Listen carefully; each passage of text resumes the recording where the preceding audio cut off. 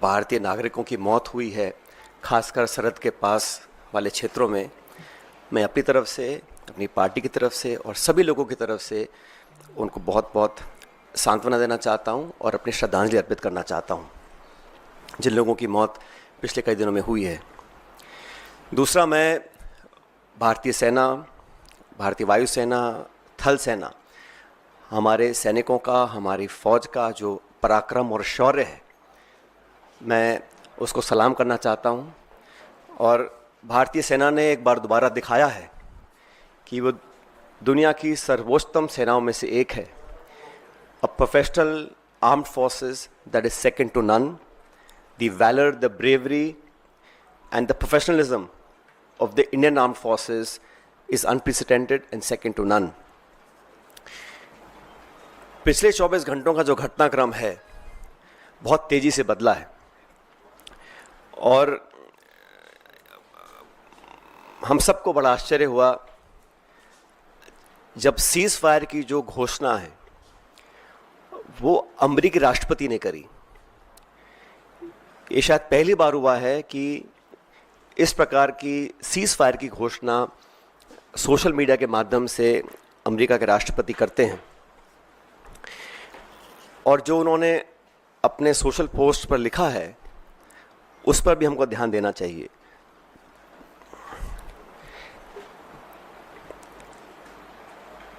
भारत और पाकिस्तान के बीच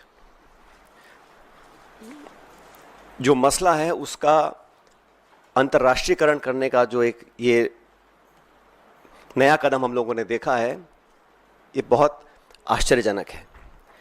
और कांग्रेस पार्टी बहुत लंबे समय से इस मांग को करती आई है कि हम लोगों को पार्लियामेंट का एक विशेष सत्र बुलाना चाहिए।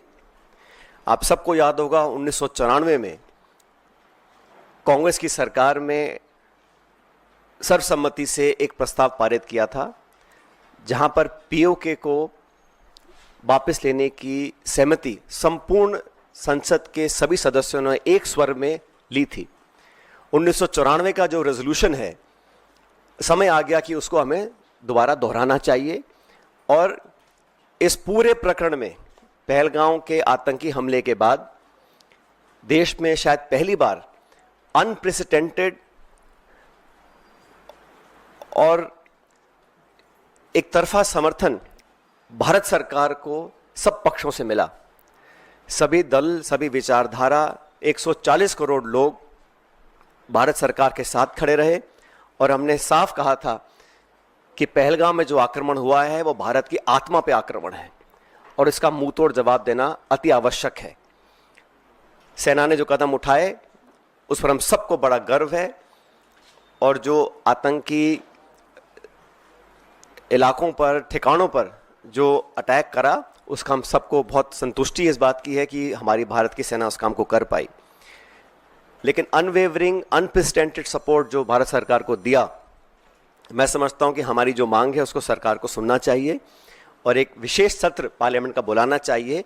काफ़ी चीज़ें उसमें डिस्कस होनी भी चाहिए और देश एकजुट है आतंकवाद के खिलाफ और पाकिस्तान के दुस्साहस के खिलाफ। ये संदेश पूरी दुनिया में जाना चाहिए।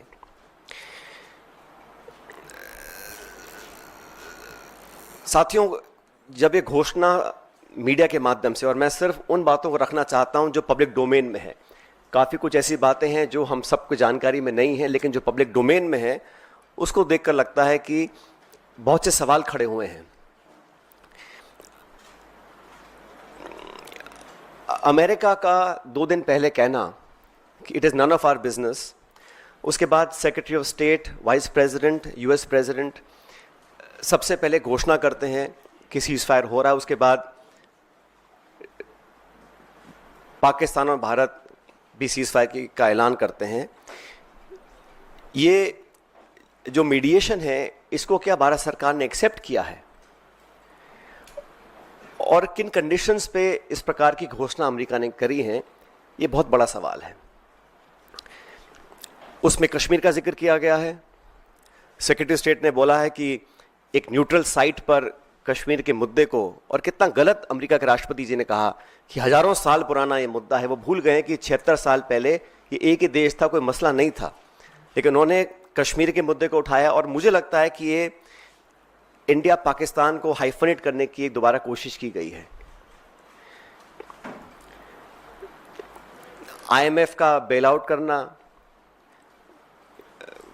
पहले भी बैक चैनल डिस्कशंस होते होंगे, डिप्लोमेसी का अपना एक रोल है दुनिया के हर कोने में, लेकिन इस प्रकार वॉशिंगटन से सीज फायर की अगर घोषणा होती है तो कई सवाल खड़े करता है।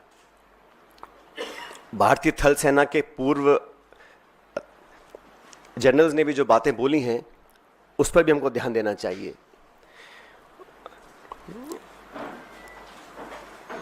मैं मानता हूं कि सीज फायर की घोषणा के बाद जो कल बॉर्डर पर लगातार वायलेशंस हुए, गोले दागे गए,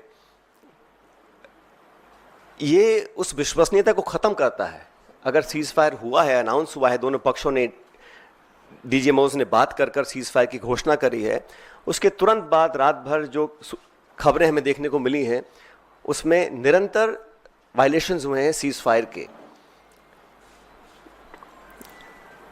इसलिए मैं मानता हूं कि हम लोगों को एक ऑल पार्टी मीटिंग बुलानी चाहिए भारत सरकार को, और जो पिछली 2 मीटिंग्स में नहीं हुआ वो इस बार करना चाहिए। प्रधानमंत्री जी को इस ऑल पार्टी मीटिंग में आना चाहिए और पूरे देश को कॉन्फिडेंस में लेकर सभी दलों को, क्योंकि सभी दलों ने अपनी विचारधारा को परे रखते हुए समय पर भारत सरकार को संपूर्ण समर्थन दिया था, और जो ऑल पार्टी मीटिंग्स बुलाई गई उसमें प्रधानमंत्री जी नहीं आ पाए थे।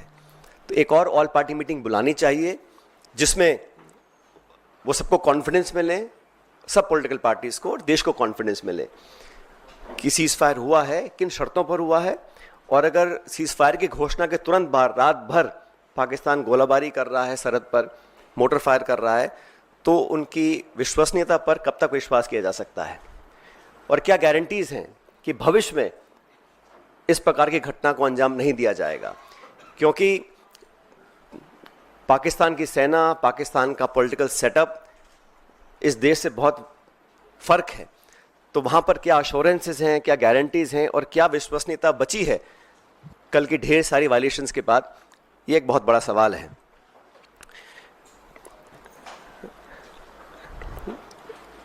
उन्नीस में भी जब युद्ध छिड़ा था तो अमेरिका ने कहा था कि हम बे ऑफ बंगाल में अपना 7वां बेड़ा भेज रहे हैं, we will deploy the 7th fleet. That's what the Americans said. But despite that, the then government and Indira ji went ahead and did what was in our supreme national interest. आज हम उनको याद करते हैं कि वो नेतृत्व ऐसा था जहां पर नेशनल इंटरेस्ट को सबसे ऊपर रखा गया। और आज भी आपको याद होगा जब पार्लियामेंट पर आक्रमण हुआ था, वाजपेयी जी प्रधानमंत्री थे, सोनिया गांधी जी नेता प्रतिपक्ष थी, सदन के पटन पर उन्होंने खड़े होकर कहा था कि भारत, पूरा देश और पूरा विपक्ष सरकार के साथ है, जो भी उचित कदम उठाना है उसको उठाएं और निसंकोच उठाएं, हम आपके साथ रहेंगे। उन्हीं परंपराओं को कायम रखते हुए प्रमुख विपक्षी दल कांग्रेस पार्टी और तमाम दलों ने, चाहे वो खरगे जी हों, राहुल गांधी जी हों, हम सब ने सरकार को पूरा समर्थन दिया था। लेकिन इस प्रकार जो सीज फायर की घोषणा अमेरिकी राष्ट्रपति करते हैं, कुछ घंटे के बाद उसको वेरीफाई पाकिस्तान और इंडिया करते हैं, तो कहीं ना कहीं इस कश्मीर मुद्दे पर भी जो स्टेटमेंट्स आए अमेरिका की तरफ से, उस पर सरकार को अपना पक्ष रखना चाहिए, क्योंकि ये बायलैटरल इशू है। इसका अंतर्राष्ट्रीयकरण करने की जो कोशिश की जा रही है इस पूरे प्रकरण के माध्यम से, मैं इसको ठीक नहीं समझता हूं। एक विशेष सत्र पार्लियामेंट का बुलाना चाहिए और कम से कम 1994 का जो रेजोल्यूशन था उसको दोबारा अडॉप्ट करें और देश के सामने स्पष्ट तरीके से कहा जाए कि no third party involvement will be accepted, it is a bilateral issue and it is India's and Pakistan issue and no country including America should have a space to intervene in a bilateral issue. अब तक हमारे पिछले कई दशकों की जो foreign policy थी, जो स्टेटेड पॉलिसी थी, वो बड़ी स्पष्ट थी। उसमें कहीं मीडिएशन का, नेगोशिएशंस का, थर्ड पार्टी इन्वॉल्वमेंट का कोई स्कोप ही नहीं था, चाहे कोई प्रधानमंत्री हो, कोई सरकार हो। लेकिन जो अमेरिका का स्टेटमेंट आया है उस पर इन सारी चीज़ों के ऊपर एक सवाल उठना लाजमी बनता है। इसलिए मैं इतना ही अपील करूंगा कि ऑल पार्टी मीटिंग सरकार को बुलानी चाहिए तुरंत प्रभाव से।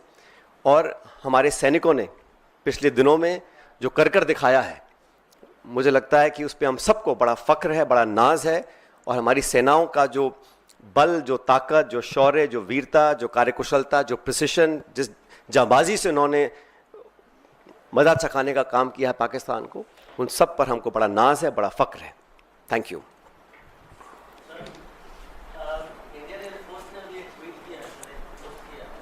उसमें उन्होंने कहा है कि ऑपरेशन सिंदूर अभी जारी है और जो भी नेशनल ऑब्जेक्टिव था उसको उन्होंने पूरा किया है, लेकिन एक बड़ी बात यह है कि अभी जारी है ऑपरेशन सिंदूर।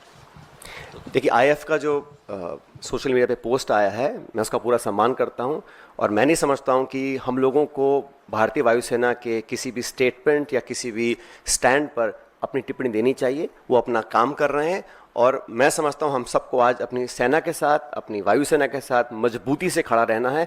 जो उचित है, जो ठीक है, वो सेना में इतना दम और इतनी समझ है कि उनको कब क्या करना है।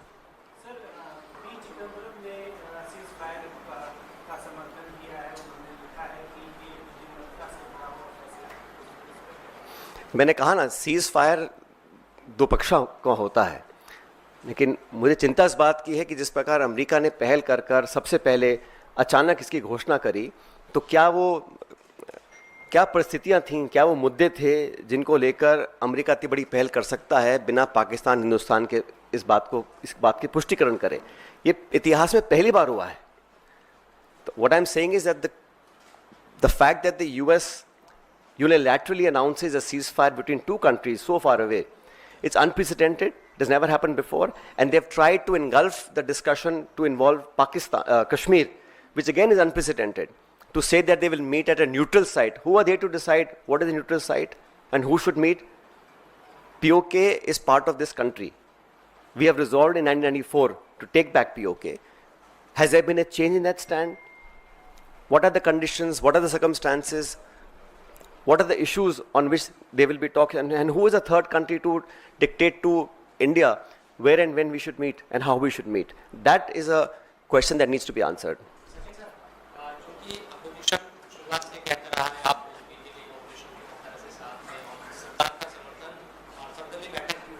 क्या फायर से पहले भी आप मानते हैं कि विश्वास में अपोजिशन को लेना चाहिए था या अचानक से? क्योंकि कल भी हम देख रहे थे दिन भर गोलाबारी होती रही, फायरिंग हो रही है, सब चीजें, और शाम 5 बजे से पहले ट्वीट आता है। जैसा मैंने कहा कि ऑल पार्टी मीटिंग्स में क्या डिस्कस किया, रक्षा मंत्री जी ने जो ब्रीफ किया अलग अलग दलों को, वो मीडिया में चर्चा करने का विषय नहीं है। लेकिन मैं इतना कहना चाहता हूं कि हमारी डिमांड शुरू से 22 तारीख को पहली बार ही खड़गे जी और राहुल जी ने कहा था कि हम सरकार के साथ हैं, निसंकोच होकर पाकिस्तान के दांत खट्टे करने का और सबक सिखाने का, आतंकवादी घटनाओं को जड़ से खत्म करने का हमको एक जो प्रण लिया है उसको पूरा करना चाहिए। और पूरा समर्थन कांग्रेस ने दिया, समूचे विपक्ष ने दिया। और मैंने बार बार कहा कि पहली बार कश्मीर में भी जिस प्रकार के जज्बात सामने आए और वहाँ पे हर मजहब के लोग, हर धर्म के लोग चाहते थे कि ये जो आतंकवादी हमला है, ये आक्रमण है, इसका जवाब देना चाहिए। उन भावनाओं को, देश के समर्थन को, सर्वदलीय समर्थन जो सरकार को मिला वो अनप्रेसिडेंटेड था। उसके बाद सरकार ने जो कॉन्फिडेंस में लिया, वो ऑल पार्टी मीटिंग्स में डिस्कस जो किया वो चर्चा का विषय नहीं है। लेकिन हम चाहते हैं कि अब जो घटनाक्रम हुआ है पिछले 24 घंटे में, उसको लेकर सरकार को एक ऑल पार्टी मीटिंग बुलानी चाहिए और प्रधानमंत्री जी को वहाँ मौजूद होकर पूरे समूचे पॉलिटिकल जो हमारा पार्लियामेंट की पार्टीज़ हैं उनको कॉन्फिडेंस में लेना चाहिए। और जो अमेरिका का इन्वॉल्वमेंट, अमेरिका की घोषणा, secretary of state, vice president, US president लगातार घोषणाएं कर रहे हैं, ये पहली बार हुआ है। और इस समझ से परे है कि ये ऐसा क्यों होने दिया गया, क्योंकि हम पर आक्रमण हुआ था। भारत ने कभी भी किसी भी देश पर बेवजह अपनी नजरें नहीं टिकाई हैं। We have never been an aggressor. We are land of Mahatma Gandhi. We want peace everywhere, worldwide. But when people are encroaching, they don't want us to progress and be stable and peaceful. When Pakistan for the last 35-40 years is instigating violence across the country, multiple occasions, how many lives have we lost? Innocent lives we have lost. We have to protect our citizens. हमारा जो action था, हमने बड़ा समझदारी से भारतीय सेना ने सिर्फ आतंकी ठिकानों को निशाना बनाया, कोई सिविलियन कैजुअल्टी नहीं हुई। एंड शुरू में कहा गया we are not for escalation, लेकिन जो वहां से रिस्पॉन्स आया उसका जवाब देना था। लेकिन जो सीज फायर करने की घोषणाएं हुई हैं वो मुझे लगता है कि इसमें सरकार को अपना स्पष्टीकरण देना चाहिए।